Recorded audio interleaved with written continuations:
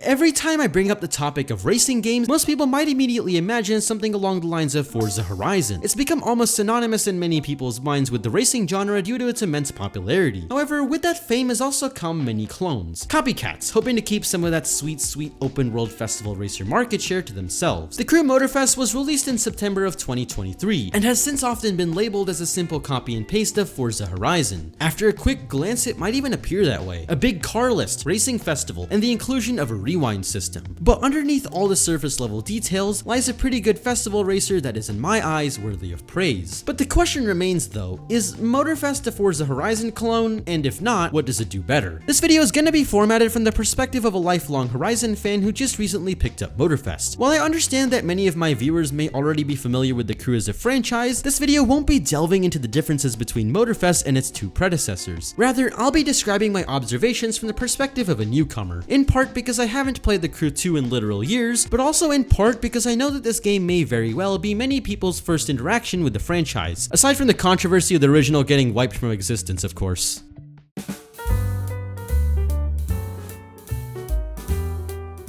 Before we talk about Motorfest's take on Hawaii, I think we should address the elephant in the room. The map is smaller than the previous game, and while I can definitely see why fans of the original would not like this decision, I personally don't see this as much of a bad thing. While big worlds can be fun, the problem many of them share is that they hardly allow for any level of detail or personality, not even delving into the realm of proper race design. The US might have been huge, but I felt that the Crew 2 as well as its predecessor both did a poor job of differentiating one state from another. This, combined with some questionable road design, presumably due to time constraints, resulted in the Crew 2 not exactly being something I would rather play over Horizon 4. To properly discuss where Motorfest shines, I think it's important that we bring up some of Horizon's flaws first. One of the biggest offenders in this category is that the map feels more like a lobby than a place to hang out with cool cars. There's hardly any traffic, the roads don't feel like they were designed for racing, and on top of that, it doesn't feel like anyone is living in this world. For a country as cool as Mexico, the most evidence I find of people living here are a few inconveniently placed traffic cars or annoying NPCs. Ubisoft of all companies, however, took that and slapped playground games in the face. Multiple times even. The island of Hawaii feels good to drive in, no matter what I'm behind the wheel of. There's not a single inch of road that doesn't feel like it wasn't made with racing in mind. The city, for example, makes for not only just a good place to race in, but is also designed in a way that allows for drifting. The highways are also a great showcase of this, providing plenty of space to speed test your newly bought hypercars. There's also parts of the map that were only intended for purpose-built vehicles,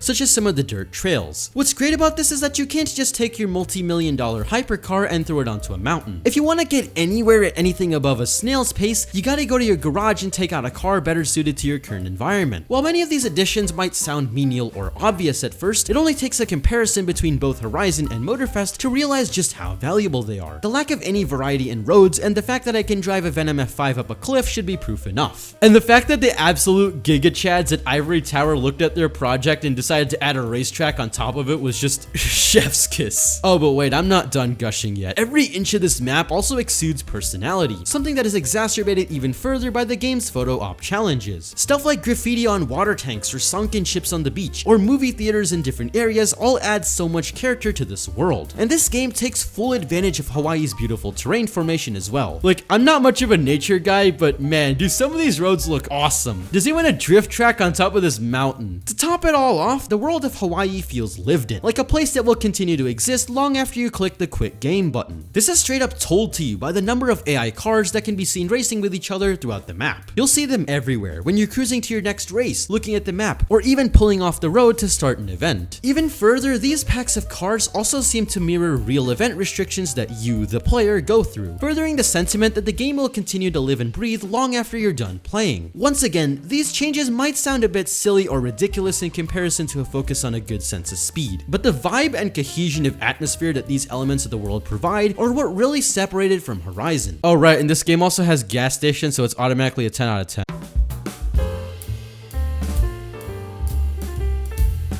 Something I felt about modern racing games over the past few years is that the developers don't seem to care about cars nearly as much as the players that they're designed for. While I obviously can't speak for anyone working at any of these companies, it really does feel like a lot of the people who spend so much time working on these racing games don't view cars as an art form nearly as much as the people who the games are designed for. I mean, I got nothing against Elon Musk, but how much do you want to bet that Horizon 5's developers probably drive Teslas? These things are there in the little details. For example, a lot of the artwork for Forza Horizon 5 focuses on the environment a lot more than the actual cars. And seeing my character drive a century-old Bugatti with no shifting animation isn't exactly helping the matter. But before we talk about the cars, I feel like we need to talk about the other elephant in the room. That being the fact that Motorfest lets you transfer your cars from the previous game, something I haven't seen any other racer do. The fact that this is actually an option really goes to show how much confidence the developers have in the reimagination of the way each car handles in Motorfest. I mean, they're literally telling you that the game is so good that you will immediately tell the difference between this and the previous game, all while half of Horizon's gameplay is just working towards what you had in the previous entry. However, speaking of Horizon, most of the cars feel somewhat bland. Sure, we got some cool stuff, but the main focus seems to only be on cars that can make for a cool headline. The cars in Motorfest, on the other hand, are as varied as my grades. There are 675 total vehicles in this game, including boats and planes. There's everything under the sun here, from every discipline, category, and brand. You got your GT3 cars, classic racers, and your modern supercars. What really separates this game from Forza, however, is the implementation of things like monster trucks and demolition derby vehicles. On top of that, many of the cars being added to this game seem to be targeted more towards car enthusiasts than people who simply like expensive stuff for expensive stuff's sake. While they don't always have A80 Supra levels of fanboyism, it only takes someone really interested in the automotive as an art form rather than as a tool to see what cars they would want to play with. Either that or I have a really weird taste in cars. And it's not just the look that changes with each car. Each car also handles really differently. Low-slung exotics will be best for straightaways, but might feel too hard to handle on tightly knit curves, where street cars may be more suitable, and muscle cars will try to kill you. And it's not just the handling that really stuck out to me. When I was sifting through my footage for this very video, I noticed that none of the cars I drove in my playthrough sounded exactly the same. An R8 sounded different from my FXXK and Saline S7. And when I heard the creaks and crashes of the 917's interior, it's safe to say that I was in awe.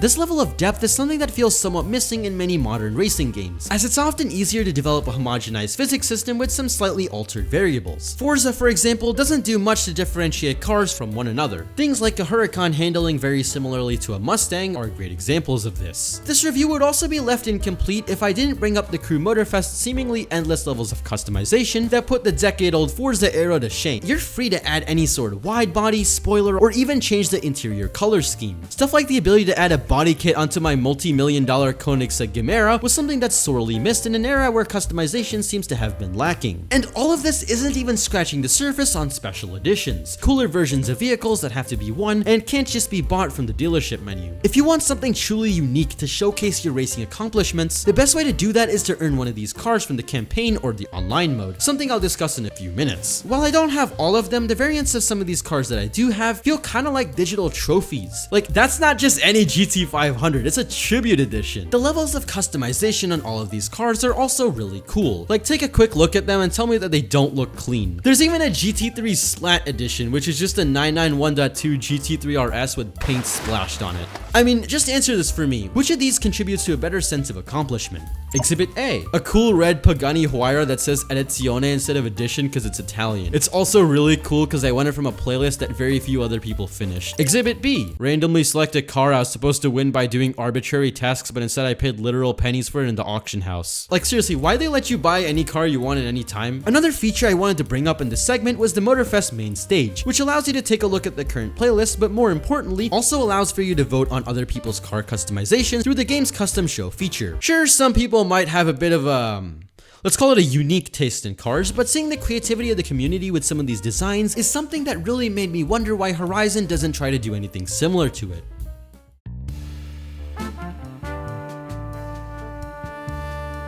In the top comments in what is by far my most popular video, somebody mentioned that they really missed the full-fledged single-player campaigns in racing games that were seen as normal up until the 8th generation of consoles. And while I still do believe that Motorfest is a long way to go before competing with the likes of the original Forza Horizon or Test Drive Unlimited 2 in this category, the campaign is definitely a step in the right direction, and far better than Horizon 5. At the same time, however, Motorfest's campaign is really where a lot of my criticism of the game starts. I still think that Ivory Tower's third take on what a racing game's career mode should be could be expanded upon. Ubisoft's decision to ditch the tried and true race your way up career mode in favor of a direct competitor to Horizon is part of what really inspired me to ask the question in the title. The campaign is split into 15 different playlists, different sets of races, all with their own separate themes, characters, and styles. While I think this approach to a campaign is enjoyable enough, and once again better than Forza's current offering, there are still a few notable issues with it that are worth mentioning. However, in order to discuss the issues with it, I think we should first address the things that I love. And boy are there a lot of them. I think I understated how different these playlists are when I broke them down to just surface level changes, because at their core, each of them are completely different from one another. From the beauty of customization in the Liberty Walk playlist to James's weird ramblings in the Donut Media races, each event felt varied and new. On top of that, the developers really went the extra mile to remind you, yeah, you're playing Motorfest. The most influential example of this has got to be Vintage Americana, which is a tour across the 50s to the 80s, as well as their effect on cars as both an industry and a passion. It even goes as far as to remove the nitro and map, instead forcing you to use photos to navigate your way to the destination. This, combined with the stylized color grading, absolutely elated the old TDU2 fan in me that's been begging for something just like this. Or even look at the Japanese playlist, which is one of the first playlists that you actually go through. The once bright world of Hawaii turns into a neon-lit extravaganza, complete with dragons and cyberpunk-esque made-in-Japan balloons floating in the air. Ubisoft even got custom videos from some of the most influential figures in car culture. Stuff like the Hoonigan team talking to you in their playlist is just so awesome, and does far more to make the game interesting than Horizon's boring copy and paste grind events to earn a single car. And when you pick the Jesco over Descento DHE in the Donut Media playlist, James says bold choice. Koenigsegg Jesco, bold choice. Bold. I meant bold choice. Ubisoft's level of innovation and variety with each passing playlist did a great job of keeping me invested and interested. Being forced to drive an SVT F-150 without being able to brake was pretty cool, and a great way to briefly deviate from the norm of simply racing against the AI. Yeah, I really did say Ubisoft and innovation in the same sentence. On top of that, this game also beats out Horizon in that acquiring a high-ticket supercar actually requires effort. It's not grindy per se unless you want every car in the game, but it does a good job of making you feel like you earned what you're driving in. I'm not going to defend the implementation of a premium currency here, nor am I going to say that 2 million bucks for the Revuelto, which only costs 800,000 in real life, is not excessive. But at the same time, the feeling of accomplishment and delayed gratification in the Crew is far better than its competitors' offerings of giving out free Gordon Murray T50s. That all being said, the campaign does have its issues, the most prominent of which being the genuine lack of any sort of ending. Once you finish the 15th playlist, that's it. There's no ending cutscene or thanks for playing splash screen or even a reward car. The lack of acknowledgement on completing every single player race in the game does feel a bit silly, especially considering that the online is basically all you have left to play with. However, speaking of the online, I think we should talk about that.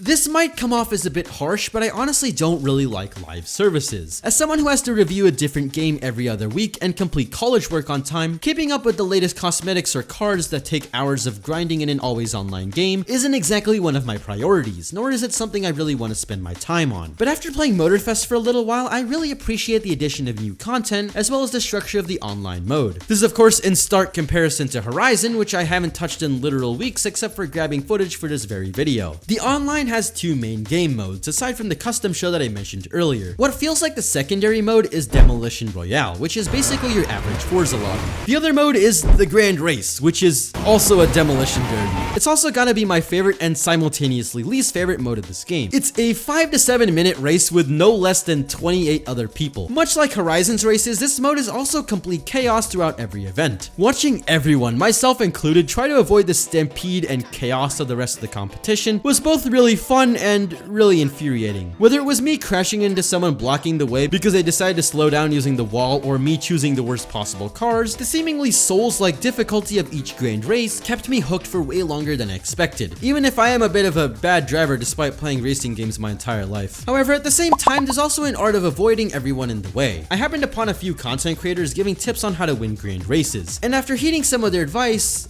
I still lost. But hey, at least I did a little better. The best part of this was how well the game rewards you for playing this mode. It's designed in a way that almost feels like it was made to be one of the main attractions. I racked up about 800,000 bucks without even realizing. Before wrapping up this segment, I also wanted to discuss what I like best about Motorfest Online. That being how many new cars are added into the game. In just the last season alone, a whopping 47 cars were added into the game. While that number might sound minuscule in comparison to the game's already existing count of close to 700, it absolutely destroys its competitors' count of maybe 2 new to Forza cars a month if you're lucky. And no, I'm not counting recycled content from previous games.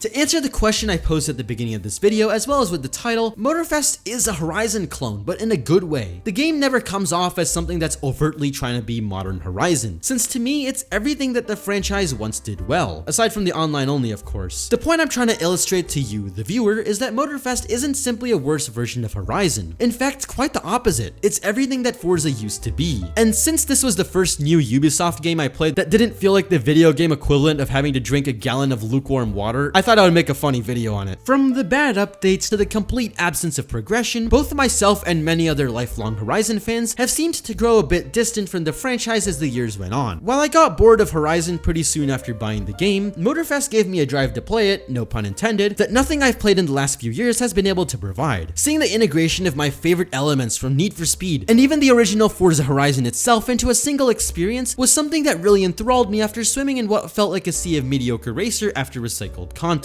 And speaking of enthralling experiences, if you enjoyed this video and want to see more racing game essays every other Friday, maybe click that subscribe button. It's looking extra juicy today. And while you're there, how about you check out my Discord server? It's a great way to interact with myself or see some funny memes posted by fellow subscribers to the channel. I also want to apologize to my subscribers and fans for getting this video out so late. Wait, can I say that I have fans? The creation of this video took much longer than I initially expected, but I'll make sure that everything going forward won't have to go through so many delays. Either way though, thanks so much for watching, and as always, I'll see you in the next video. Alright, no more Motorfest.